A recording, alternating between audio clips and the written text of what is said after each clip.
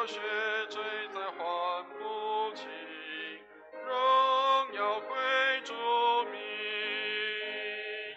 荣耀归主名，荣耀归主名，救主宝血将我罪洗净，荣耀归主名。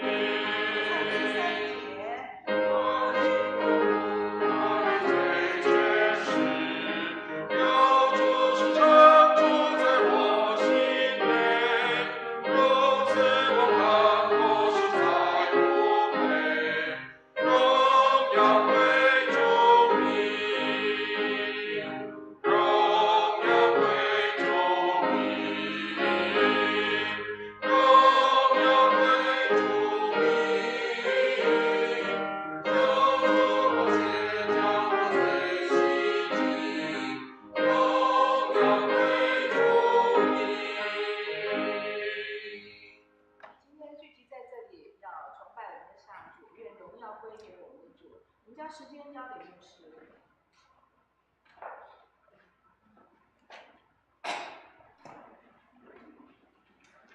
弟兄姐妹，让我们预备心来朝见主。虽然外面天气寒冷，但是让我们的心仍然火热来敬拜上帝。让我们以心灵和诚实来敬拜，也在上帝的面前将我们的心意献上。让我们在敬拜当中，能够将我们的自己交在上帝的面前，也让上帝的恩进到我们的心中，让我们能够来迎接上帝的恩临到在我们当中。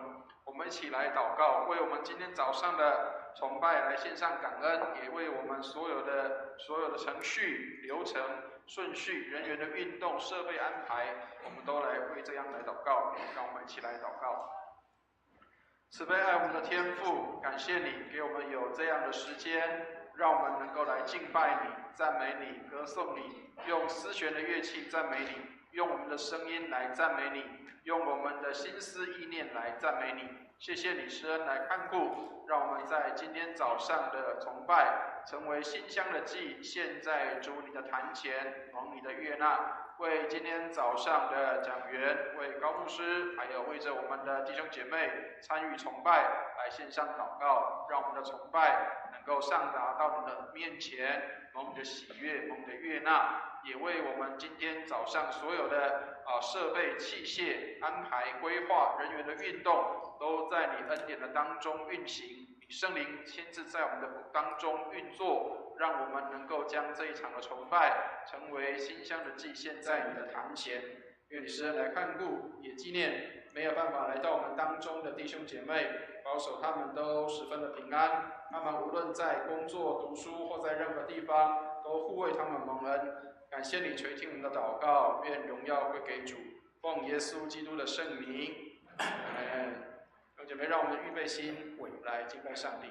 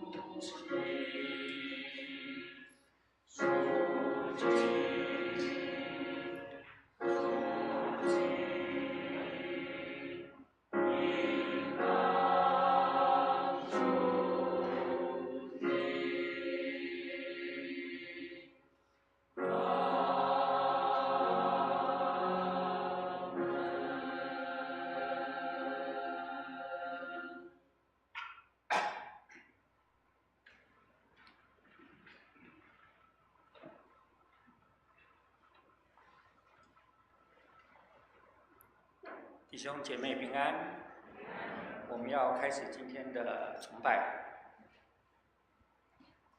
请听上帝的话语，诗篇96篇1到2节。你们要向耶和华唱新歌，全地都要向耶和华唱歌，要向耶和华唱歌，称颂他的名，天天传扬他的救恩。我们一起来祷告。慈爱的天父，今天是显现后第3个主日的主日崇拜，求主保守我们今天的主日崇拜从头到尾尽都顺利，开我们的耳朵，得到来自天上的信息，并且有主的看顾，日日与主同行。我们献上赞美，愿荣耀归给你。祷告不配乃是奉主耶稣基督圣名求的，阿们。我们打开新灵粮诗选38首，我们一起用这首《永戴我主为王》来敬拜我们的神。请起立。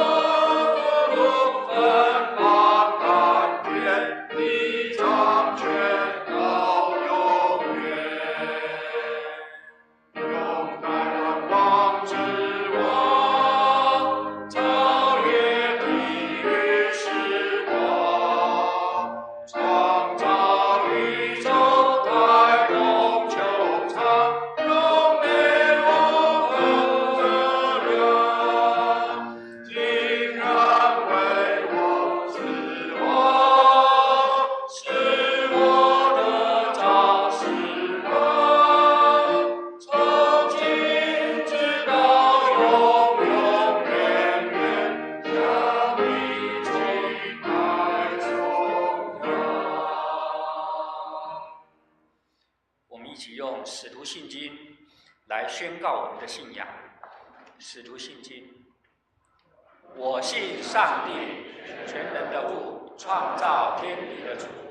我信我主耶稣基督，上帝的独生子，因圣灵感孕，由童贞女玛利亚所生，在本丢比拉多手下受难，被钉于十字架，受死，埋葬，降在阴间。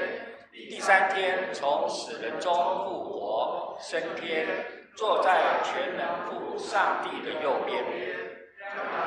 将来降临，审判活人死人。我信圣灵，我信圣而公之教会，我信圣徒相通，我信罪得赦免，我信身体复活，我信永生。阿们。荣耀颂。但愿荣耀归于父子圣灵，父子圣灵。起初这样，现在这样，以后也这样，永不穷尽。阿门，阿门。请坐。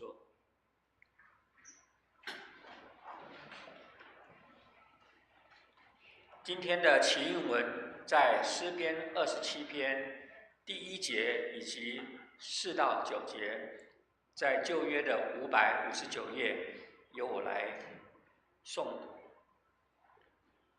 耶和华是我的亮光，是我的拯救。耶和华是我生命的保障。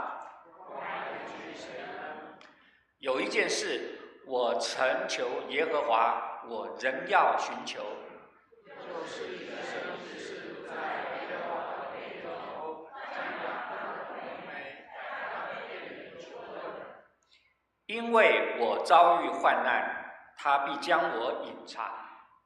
在他瓶子里把我藏在他帐幕的隐秘之处，将我高举在坛上。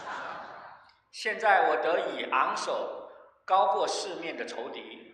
我要在他的帐幕里欢然献祭，我要唱诗歌颂耶和华。耶和华呀，我呼求的时候，求你垂听我的声音，并求你连续我，应允我。你说，你们当寻求我的面。那时我心向你说，耶和华，你的面我正要寻求。求你不要转脸不顾我，不要发怒赶逐仆人。你向来是帮助我的。救我上帝啊，不要丢掉我。我们一起来，也不要离弃我。我们为以下的事项来祷告。我们为南亚国家印度来祷告，求基督的信仰能够进入生活文化当中，百姓国家能够更认识基督信仰。我们也为台湾卫理公会中部教区竹山卫理堂代主圣牧师来祷告，为教会奉献充足，以及教会同工合一得人，牧者同工身心健康。年关将至也为旧历年即将来到，台湾的百姓大家都平安，新年有新的盼望来祷告。我们也为各级学校进入寒假，为在寒假期间有很好的时间来安排以及控管来祷告。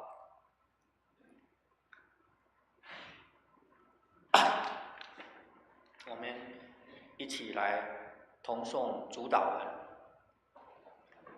我们在天上的父，愿人都尊你的名为圣，愿你的国降临，愿你的旨意行在地上，如同行在天上。我们日用的饮食，今日赐给我们，我们的债，如同我们免人的债，不叫我们遇见试探，救我们脱离凶恶。因为国度、权柄、荣耀，全是你的，直到永远。阿们。今天的经课在以赛亚书第9章1到4节，以及哥林多前书1章10到18节。我们请荣泽弟兄来为我们宣读。各位弟兄姐妹平安。以赛亚书9章1到4节。但那受过痛苦的，必不再见幽暗。从前，上帝使希伯伦地和拿弗他利地被藐视，末后却使这沿海的路、约旦河外邦人的加利利得着荣耀。在黑暗中行走的百姓看见了大光，住在死荫之地的人有光照耀他们。你使这国民繁多，加增他们的喜乐。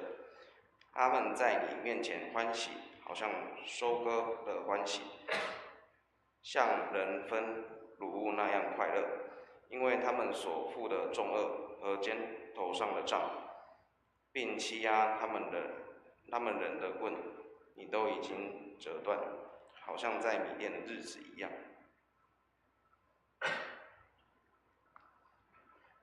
第二处经课在哥林多前书1章10到18节。第10节，弟兄们，我借我们主耶稣基督的名，劝你们都说一样的话。你们中间也不可分党，只要一心一意，彼此相合。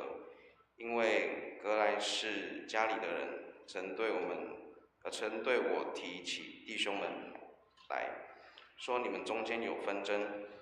我的意思就是你们个人说，我是属保罗的，我是属亚波罗的，我是属基法的，我是属基督的。基督是分开的吗？保罗为你们钉了十字架吗？你们是奉保罗的名受了洗吗？我感谢上帝，除了基利、斯布并该有以外，我没有给你们一个人施洗，免得有人说你们是奉我的名受洗。我也给斯提反家施过洗，此外给别人施洗没有。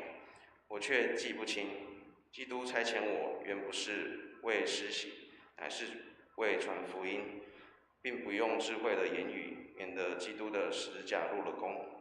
因为十字架的道理，在那灭亡的人为愚拙，在我们得救的人却为上帝的大能。以上是今天的经课。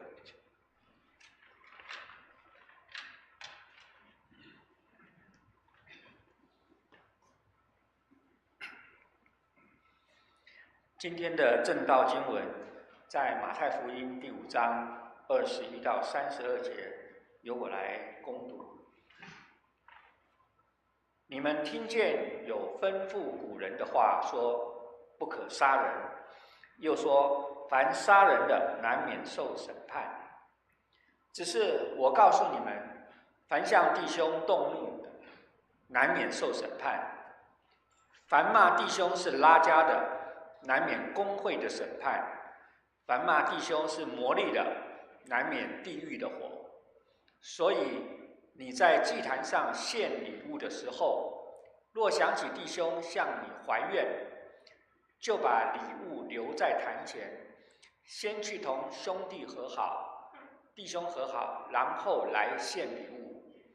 你同告你的对头还在路上，就赶紧与他和席，恐怕他把你送给审判官，审判官交付衙役，你就下在监狱了。我实在告诉你，若有1文钱没有还清，你断不能从那里出来。你们听见有话说，不可奸淫。我只是告诉你，凡看见妇女就动淫念的，这人心里已经与他犯奸淫了。若是你的右眼叫你跌倒，就刨出来丢掉，宁可失去百体中的一体，不叫全身丢在地狱里。若是右手叫你跌倒，就砍下来丢掉，宁可失去百体中的一体，不叫全身下地狱。又有话说，人若休妻，就当给他休书。只是我告诉你们，凡休妻的，若不是为淫乱的缘故，就是叫他做淫妇了。人若娶这被休的妇人，也是犯奸淫了。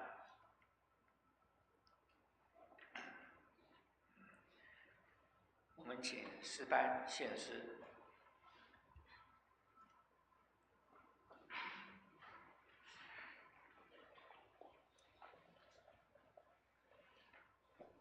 今天的诗歌是《耶稣永存的主》。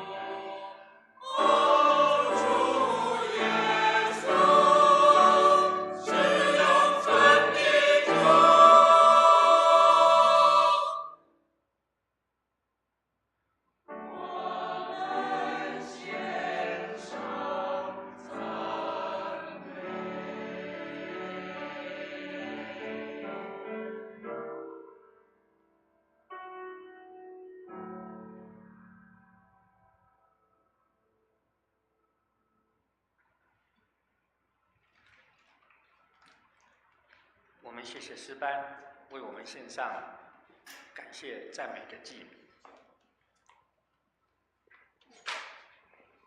以下时间呢，我们交给高思凯牧师，也是我们高位的主任牧师，以及我们南区的教区长。今天的讲台主题是上帝国民的特质。高牧师，请。弟兄姐妹平安，在此先问候陈牧师师母，还有执事会每一位核心同工，愿上帝的恩典赐福大家。现在先请弟兄姐妹为牧师祷告，让牧师能够把上帝的话说得清楚，讲得明白。好，我再做结束祷告。请。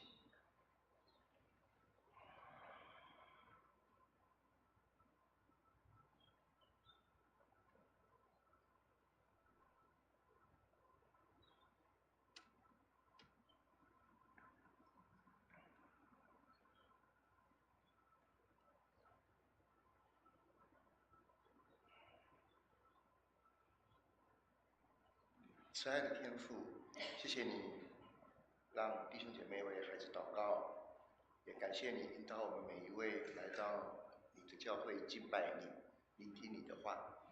求你的圣灵启示我们每一位，让我们进入一切的真理，更多认识你，也帮助我们成为你所喜悦的门徒。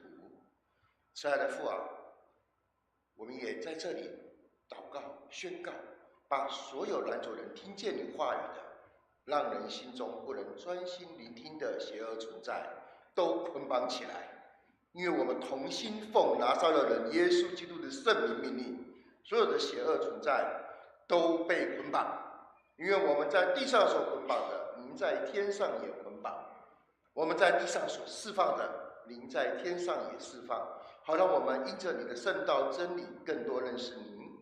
主，我们这样祈祷，奉耶稣基督的圣名。弟兄姐妹，在马太福音中，好，我们请上面的同工帮我们放多一遍，谢谢。在马太福音中，主耶稣的登山宝训，第5章到第7章，好，他是告诉我们，上帝国度的子民是什么样的一群子民呢？下一章，我们可以看到他们愿意跟耶稣上山，对吗？就叫登山宝训。然后这一群人跟耶稣跟到了山上，然后呢，他们愿意聆听上帝的话。主耶稣在这里也提醒我们要特别注意一件事，在马太福音5章20节的地方，因为我们这是21节啊，5章20节大家知道吗？你们的义若不胜过文士跟法利赛人的义，断不能进天国。意思是，弟兄姐妹，我们的义如果没有胜过文士和法利赛人，就不能达到上帝国的一个标准。所以，耶稣在后面21章就开始告诉我们，我们要学习操练遵行上帝话语的时候，要靠着主注意和留心。要留心，我们要怎么胜过文士跟法利赛人？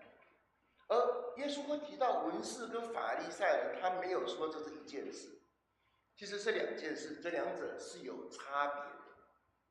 有什么差别呢？文士的义是真心的相信自己对圣经的解释，而且他认为是正确的，而且他会认真去做。而法利赛人的义则是动机不太正确，他会假冒为善，为了讨好别人，为了让别人觉得他很不错，他很属灵，在人前会表现出上帝喜悦的行为。那弟兄姐妹，我问，如果我们开车，红灯停，绿灯走，我们遵守交通规则，就代表我们里面是好人吗？我们从小长大的过程，国小、国中、高中、大学，我们考试没作弊，就代表我们是好人。我们是因为弟兄姐妹，我们是因为作弊被抓到要记大过，所以不作弊。我们怕作弊被退学，所以不作弊。还是我的道德很好，我是因为我的道德很好，所以我不作弊。我不做那个投机取巧的事情，所以我不作弊。还是我是因着神的儿女，我不作弊。不一样，对吧？弟兄姐妹，文士的义跟法利赛人的义是有差别的。我们首先来看文士的义。下一章。我们把经文略过，我们刚刚都读过了。下一章，再下一章，再下一章。我们经文都读过了，所以我们先来看PowerPoint 的内容。好，下一章。请问大家，你知道文士是什么人吗？经学家，研究上帝话语的，和法利赛人差不多。文士当时是罗马帝国时期专门抄写圣经、解释圣经、教导圣经的一群人，而法利赛人很看重上帝的话，是犹太教的里面的一个宗派。当时的文士常犯一些错误，就是落入字句主义、表面主义、形式主义里面，没有抓住上帝话语、圣道真理背后的精神，常常解释错误，甚至有时候会扭曲上帝话语的意思。弟兄姐妹，我们在学习、遵行上帝的话语的时候，要靠主留心，不要犯了文士的错，只注意字句字面的意思，而是要抓住上帝要我们这样做或那样做，上帝背后那个爱的精神。马太福音5章，主耶稣至少6次在经文上面有，这6次提到古人怎么说，或者传统怎么说，指出文士对这些经文的解释是不正确的，并且纠正他。21节，耶稣说：“你们听见有吩咐古人不可杀人，又说凡杀人的难免受审判。”27节。你们听见有话说不可奸淫，31节又有话说人若休妻就当给他休书。你们又听见有吩咐古人的话说不可背誓，所起的事总要向主谨守。38节你们听见有话说以眼还眼，以牙还牙。43节你们听见有话说当爱你的邻舍，恨你的仇敌。犹太的文士们对这些教导几乎都是字句主义、字面主义的解释。举个例子来讲，对于不可杀人的这个命令，他们的解释是：只要你没有真的拿刀，你们没有动刀杀人，就是没有杀人。但主耶稣的解释是这样吗？不是的，主耶稣的解释更深入、更准确。凡向弟兄动怒的，必须受审判；凡骂弟兄是废物的，必须受议会的审断；凡骂弟兄是白痴的，必须受地狱的火。所以不要随便骂人白痴啊！主耶稣指出杀人最根本的原因是什么？内心有怒气，内心有苦毒，内心没有爱的因素。那这个问题不解决，等于杀人，严不严重？很严重。同样的，对于不可奸淫，文士的解释是说，你只要没有在婚姻以外和别人发生性行为，你就是没有犯奸淫。但主耶稣不是这样讲，主耶稣说不是只看外面的行为，他说只要你内心有了行淫的思想、念头，就是犯奸淫的。文士的根据是字面上，字面主义。摩西说休妻前要写休书，所以文士就说那好，那只要写休书就可以休妻。摩西说只要写休书，摩西说的哦。那休妻在今天的理解就是离婚啦。那么文士就要留心了，就留心什么？哎呀，我开始注意什么样的情况下可以休妻呢？我们就写休书，就离婚，那就产生很多的立场了嘛。有的人主张严一点，有的人主张怎么样宽松一点。这跟我们现今的社会会不会很像？一条法律可以有很多诠释，甚至法条跟法条之间是不是有一些冲突的地方？各种立场僵持不下的时候，我们就向上追什么？追宪法怎么说啊？就要什么宪法法庭、宪法大法官会议对这个法条做出解释。但是很多时候，我们国家社会里面定的法律会少吗？不会，越定越多。其实很多时候后人都不懂，当年10年前、20年前，甚至30年前定某一个法条，它背后的精神是什么？如果我们弟兄姐妹，我们没有掌握神的话，掌握神的律法背后有一个无私的爱，有爱的因素，立再多的法都没有用的，真的没有用的。主耶稣告诉我们，根本我们不在外面推敲，不应该在外面推敲说，哎呀，写休书的时机方式，这些都技术层面的事。主耶稣认为这不应该是我们的关注，而是我们要了解当年摩西为什么他会这样说。休妻根本不是上帝的心意，因为上帝有说，神所配合的人可不可以分开？不可以。所以休妻根本不是上帝的心意。那你这样讲，牧师，摩西明明有写在圣经，说什么写休书就可以离婚？你们有没有想一想，摩西干嘛这样写？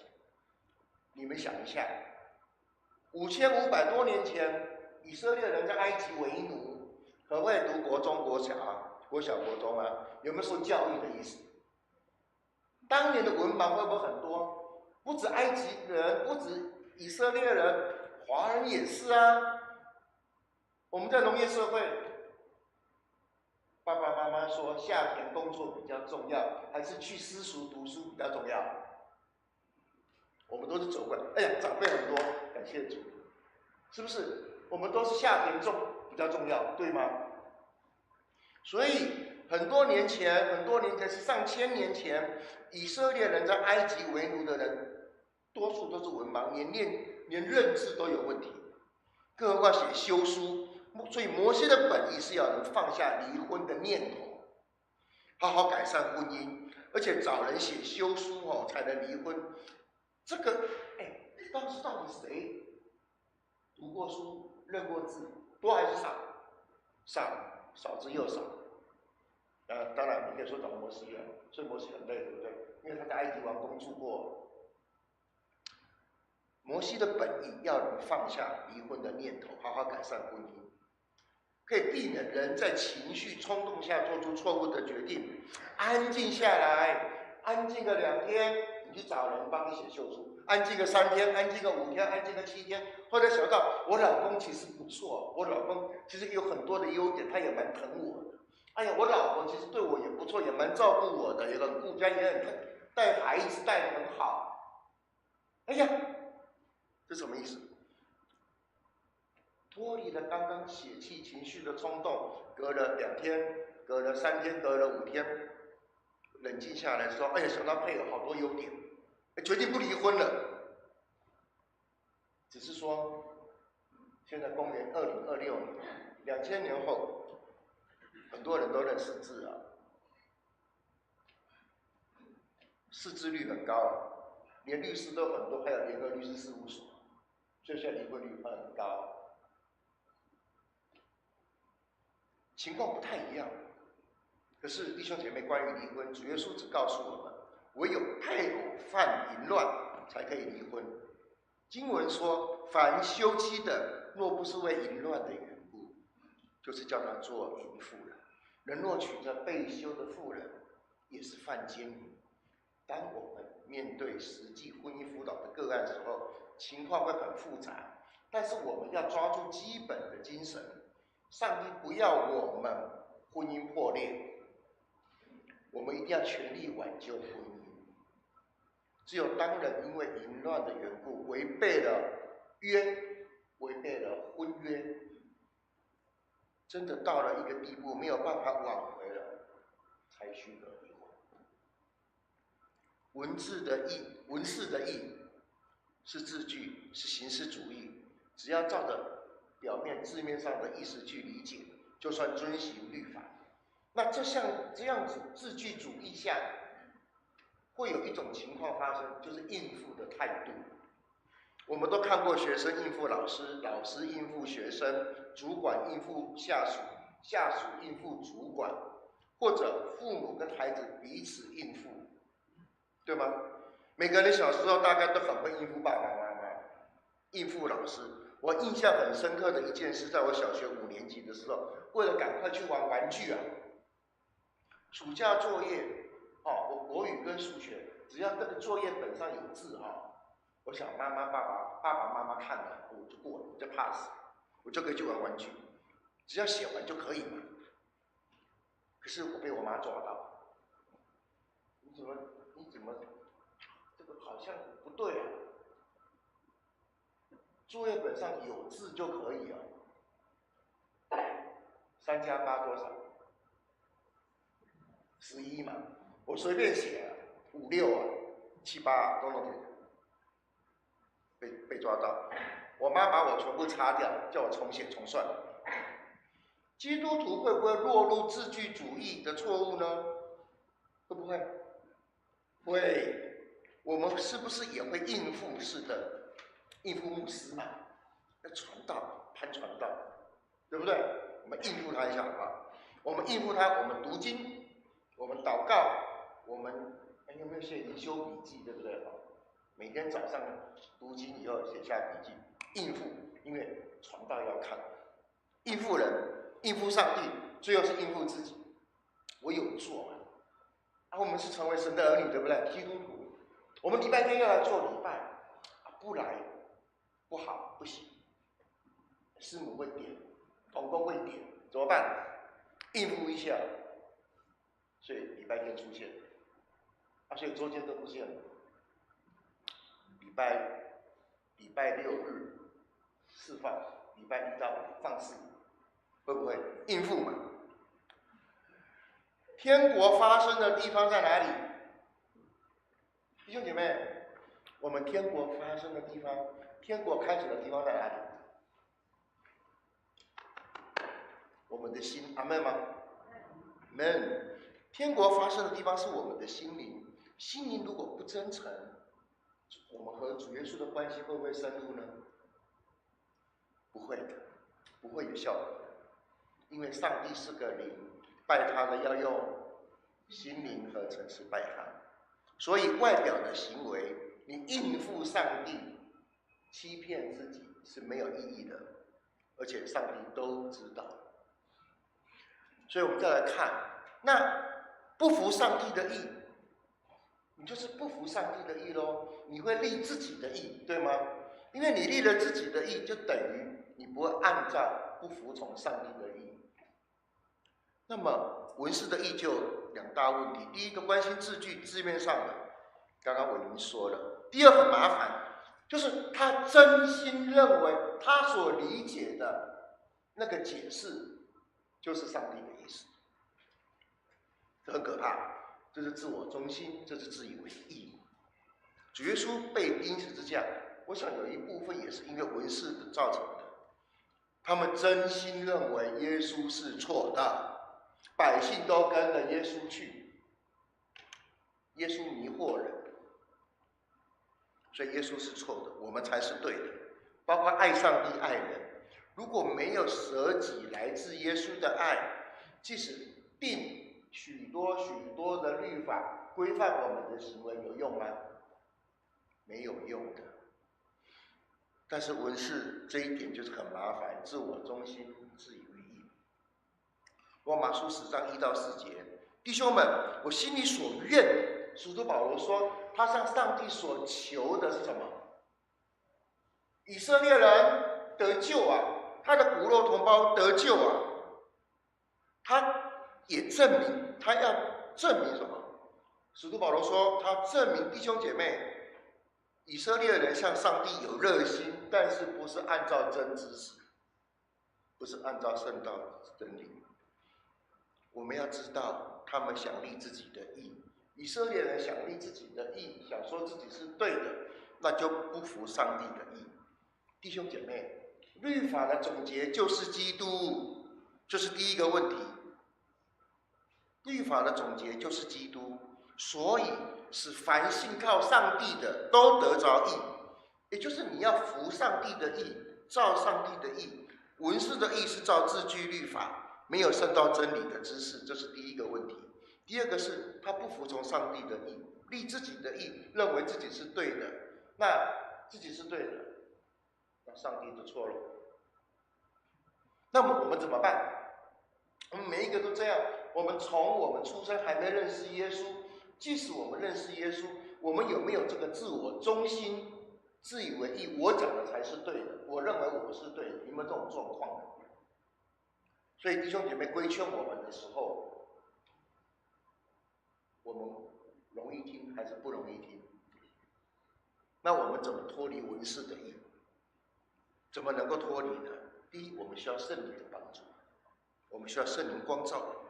好，让我们知道，我们真知道每一条上帝话语律法的背后真实的意思。我们需要圣灵引导我们进入一切的真理，因为主耶稣有告诉我们一件事啊，律法的一笔一画能不能废去？不能啊！所以耶稣叫我们胜过文士跟法利赛人的义，我们才能进天国啊。所以当有人说啊，弟兄，如果有人规劝牧师，牧师你这样太律法了，有没有听过这种事？听过这种说法？哎呀，你这样讲太律法了，诗班干什么穿丝袍啊？我们有心灵诚实来敬拜，不用穿丝袍。你这样规范太律法了，听过吗？穿雄中的制服不代表太雄中的，对吗？但是如果你是雄中人，你穿制服，那不天经地义吗？我们真实的有一个敬拜的心，敬拜的态度。我们穿丝袍见证什么？我们合一，要同心献诗给上主。阿们，要献给上主。我们的生命也是献给上主，不止我们的歌声给主，我们的心灵也给主。阿们。所以很重要一件事是什么？我们要明白，我们有一个向上帝悔改的态度。我们愿意，什么叫悔改？不是叫你哭啊，是叫你转向上帝。用台语讲，咱心爱柔嫩啊，爱柔嫩啊。第一，我用马太福音第5章这里的2个例子说明。第一个来说明这个事情，不可杀人。不可杀人，我们要守这个诫命，你做得到做不到？你可能做得到，但是你心里还是生气，还是有苦毒。主耶稣告诉我们，我们要解决内心的怒气、内心的苦毒，就必须有爱才可能饶恕。内心的苦毒没有除去，我们会产生讨厌、不喜欢他，甚至恨意。那么上帝说，这是你等于杀人了嘛？所以弟兄姐妹，我们天天都要面对，特别在教会里面，我们的每一位同工，我们天天都在接触人，不是到教会来接触弟兄姐妹，你们都像天使啊！你知道我们天天接触人，我们在教会当同工，只有在教会的时候是同工啊，什么意思你知道吗？我们楼上楼下邻居那个5楼的垃圾常常放到4楼，放到我家。我还记得我是牧师吗？懂我意思吗？你怎么放习惯？那5楼的不想去1楼，他放到4楼我家门口，他看到我都要下去，因为我有习惯带十字架，还是这个牧师，所以牧师要做。那我就想到一件事，我们同工平常在家里，邻居左邻右舍，公司同事，家里做丈夫做妻子，我们是不是也是孩子儿女的同工啊？我们是跟上帝同工啊，不要礼拜天才是基督徒，这是我的意思。每一天都在接触人，弟兄姐妹，我们回应上帝的呼召，我们成为神的儿女，成为门徒，其实是走在风险里面，您知道吗？其实很多人理解我们是信了耶稣才做门徒，对不对？错，你们回去看圣经《使徒行传》，那一天受洗的3000人，彼得布道嘛。你们仔细看圣经，圣经写什么？那一天门徒添了3000人。你受洗的当下，你受洗的那1秒之后，你就应该跟陈牧师说：我要上红本，我要上门徒训练，我要上查经班，我要更多认识耶稣，更多明白天父爸爸的心。因为神儿子的灵住在你们里面，使我们呼叫阿爸。我们信的那一刻，神就差他儿子的灵进入你们的心，这不是我讲的哦，加拉太书4章6节，进入你们的心，使你们呼叫阿爸父。你说我从地上的爸爸以外，还有个天上的爸爸。你呼叫阿爸父，向他祷告的时候，你会起鸡皮疙瘩吗？可是你如果叫张忠谋，我跟姐妹讲，姐妹啊，张忠谋是我干爹，你会觉得恶心。懂我在比喻什么吧？你称呼创造宇宙万物生命气息的主，这一位主，称他为父，一点都不需要恶心、肉麻，你绝对不会起鸡皮疙瘩，你会怎么样？心安理得，阿们吗？称他为父。那么当他呼召我们要彼此切实相爱的时候，我们面对公司，面对左邻右舍，面对的人，服侍的人，我们面对每一位，我们可能都会受伤，这叫风险。我们会受伤啊，受伤很痛，哪里痛你知道吗？不是这个痛啊，是这里痛，对不对？因为我知道教会还是有教会的人际关系的问题，你心里会不会想，哎呀，那个是你受伤的，每次看到教会他出现，我就赶快，他从这边走过来，我就这边走过去，赶快闪了。这种情形在教会圈子里发生过的，很会发生，往后还是会有。日光之下没有新事，弟兄姐妹，所以我们的怒气一开始并不是在我们的态度跟脸上，是在我们的心里。一开始还有我们会可能认为我们是易怒，我们发真理的易怒。不过根据我的经验跟观察我们心里真的发怒的时候，我们的怒气可能是属于易怒的成分不到50%，就是不到一半。只是因为不顺自己的心，我们肉体不喜欢，我们的情绪就上来，久了就变成不义之怒了，就变成苦，变成毒，伤害自己，也会在表情上不小心伤害别人。弟兄姐妹，人无法除去自己的义，唯有看到上帝浩瀚的恩典，看到上帝先爱我们，即使我们没有守约，上帝仍然守约，不是我们爱神，是神先爱我们，阿们。所以弟兄姐妹，要脱离文士的义，第一个是字句，第二个是自我中心，完全需要靠着耶稣。我们是天国的国民，我们活在地上，我们活在不义的人群中，我们活在罪人当中，我们要懂得呼求主耶稣。当你心里有情绪，你情绪一上来，你一定有感觉，你就说主耶稣救我，你就呼求主。曾经辅导一位弟兄，他带着罪恶感问我晚上睡不着觉，都会想看穿着清凉或没有穿的女孩子，这是不是犯了内心的奸淫啊，牧师？通常我会确定他不是挑战我，或是故意找问题来问我，而是真是带着罪恶感来寻求的话，我都会跟他讲，因为这不会是一个弟兄的问题啊，我都会跟他讲，那只是证明你是正常的男人，有罪的男人。然后我一定会紧接着提醒他，你第一秒的反应显明你是正常犯罪的男人，但是第二秒就决定你有没有犯内心的奸淫。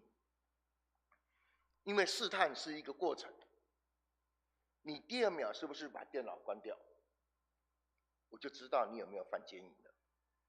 你要注意你的心，你的心是不是偏行己路？你想看，你没有关掉，那你就中了。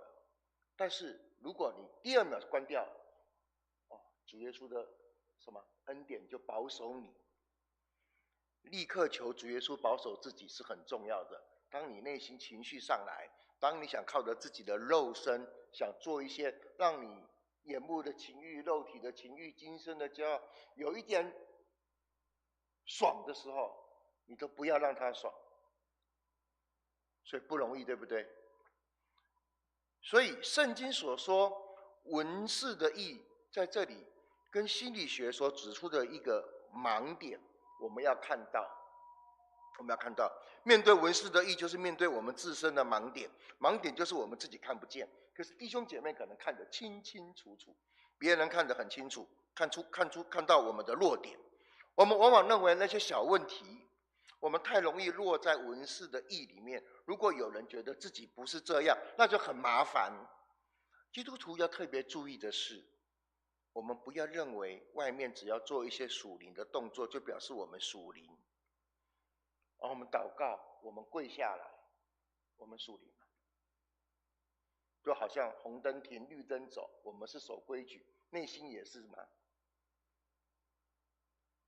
所以当有人慢慢过红绿灯，然后你开车或者你骑车，怎么不走快一点？你嘴巴没有这样讲，你心里这样想的时候，你就要说主耶稣救我了。我们要看到自己的盲点，所以当弟兄姐妹提醒我们的时候，我们要怎么样？感谢主，你要爱他，因为他本来可以不要得罪你，他为你好，那你要想他是为你好。所以弟兄姐妹提醒我们的时候，我们的心也要立刻说主啊，感谢主。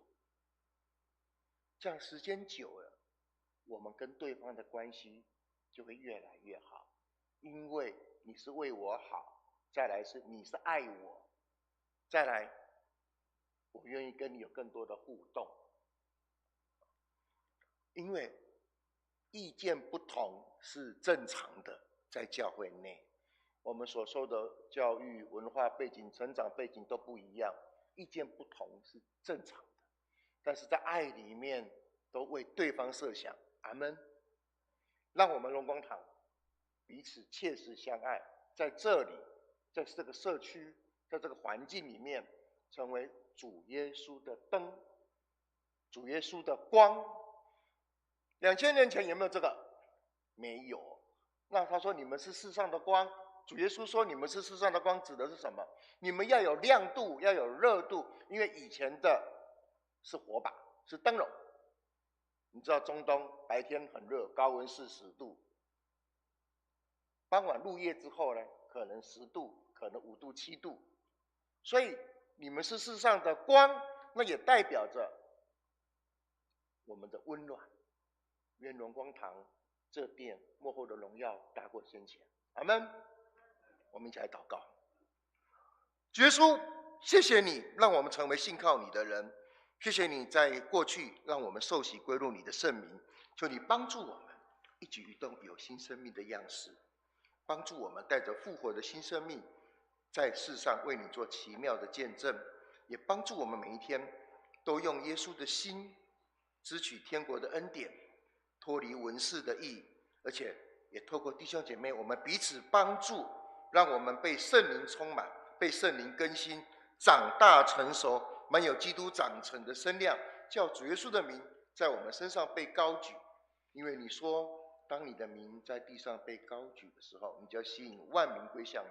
愿我们在这个社区里面为耶稣的缘故，使荣光堂被更多的人进入，也让更多在黑暗中的孩子、社区民众可以进来得着耶稣的救恩，与我们同得福音的好处。谢谢主，我们将祷告奉耶稣基督的圣名。阿们。时间交给师父。我们感谢高牧师用神的话语坚固激励来造就我们，也求主让我们的教会所有的弟兄姐妹能够更渴慕神的话，遵行神的道，走在光中，天天充满主的喜悦跟平安。我们现在一起用回应诗歌来赞美回应神对我们的爱。今天的回应诗歌是荣耀归主名，请起立。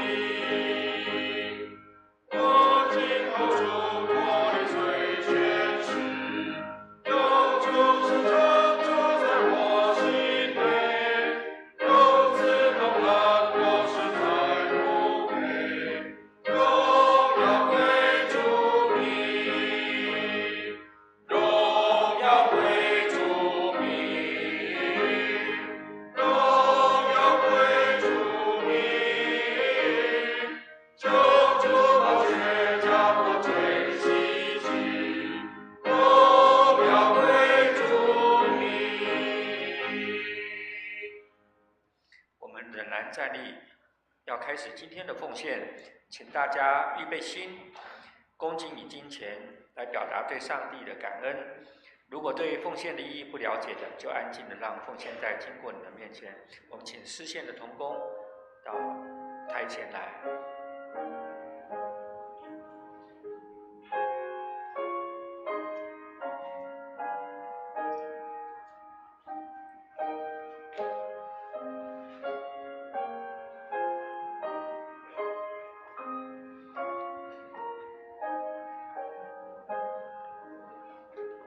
一起来祷告。亲爱的天父，感谢你在生活中丰富的供应和看顾，愿圣灵保守我们常能知足，为我们能够已经领受的恩典献上感恩，也愿天父悦纳我们的奉献，求引导我们能够善用众人的奉献于神喜悦的事工上面。我们同心合意的祷告是奉主耶稣基督圣名求的，阿们。请坐下。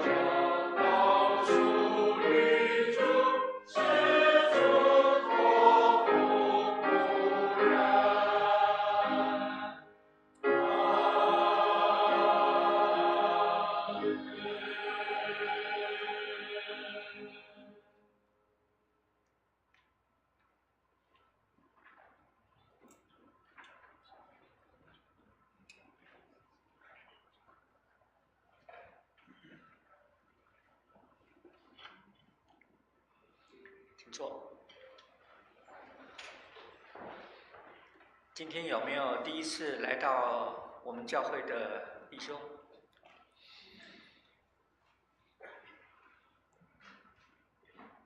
我们一起来唱《问安差遣》，我们同是一家人。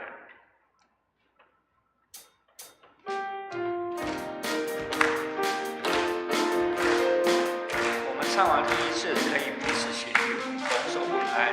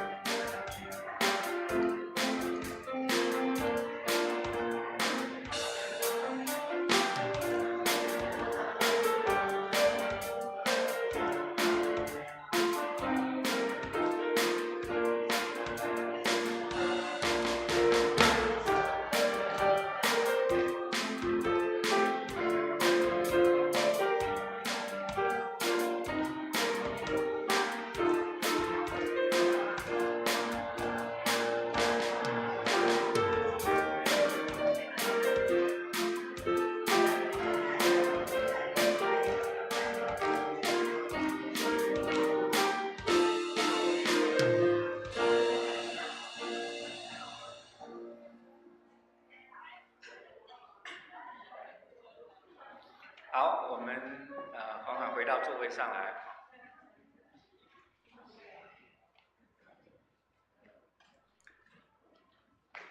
接下来有一些教会的消息跟大家这边报告。本周主日感谢我们南教区长高牧师今天来到本堂分享国台语两堂的信息。我们也为高牧师在教会服事以及家庭的平安来祷告。我们也为我们卫理公会南教区的事工来祝福。2月1日，下周的主日呢是2月份的圣餐主日，那请弟兄姐妹预备心参加。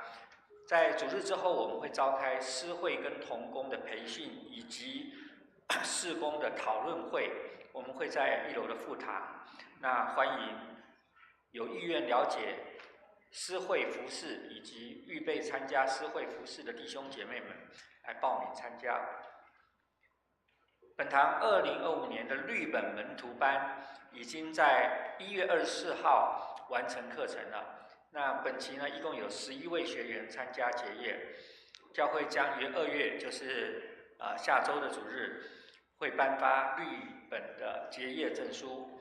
我们也请为学员将近1年的时间完成这样子的勇气跟毅力来感恩。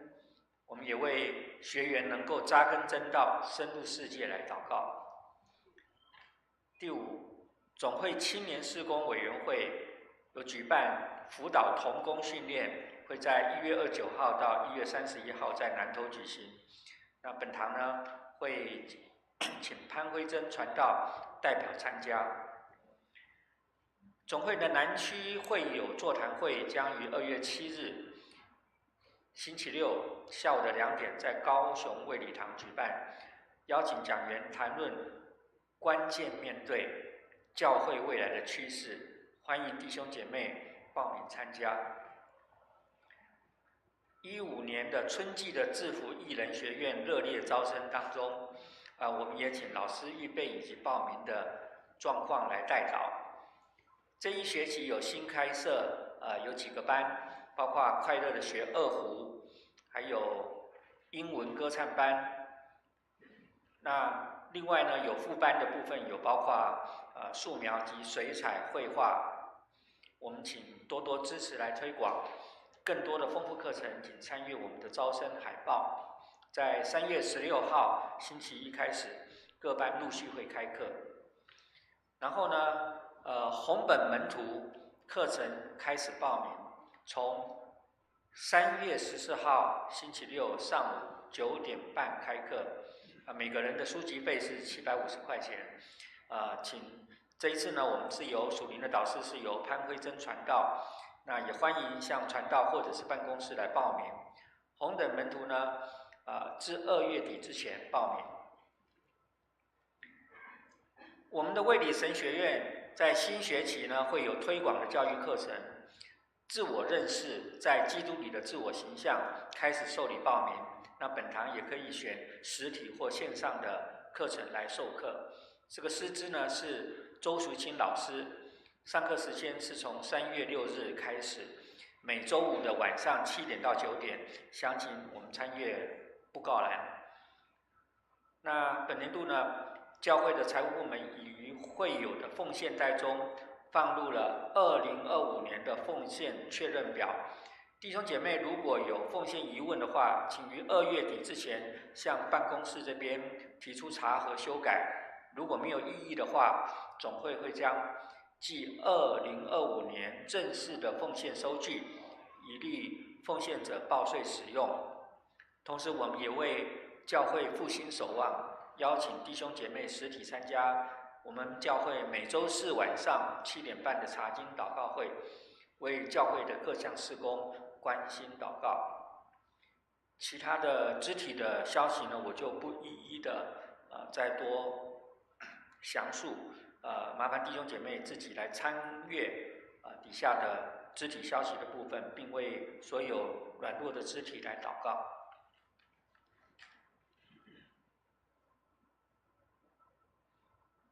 我们起立，同诵3一颂。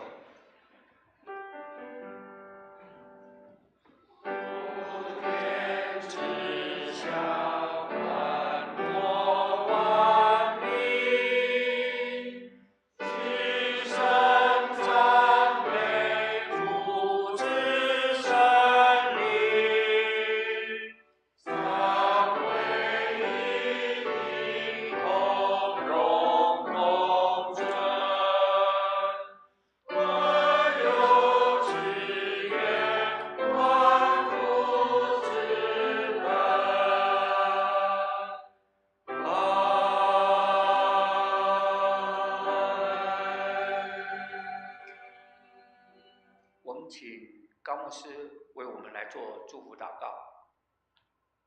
我们一同领受，愿天父上帝的荣耀引导我们，又愿我主耶稣基督的恩典与慈爱环绕我们，圣灵宝贵师的感动与交通充满我们，直到永永远远。阿们。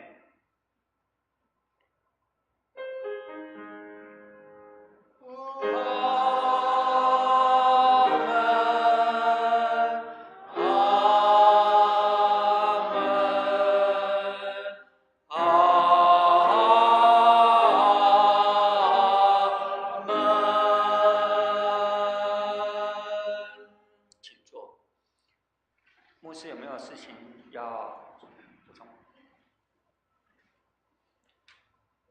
我们在殿乐中结束今天的主日崇拜。我们在殿乐中也请为今天的肢体消息还有教会事工来祷告。周报上面的主日信息的默想也请大家参阅。如果有在病痛中以及忧伤的弟兄姐妹，欢迎来电，牧师会为你祷告。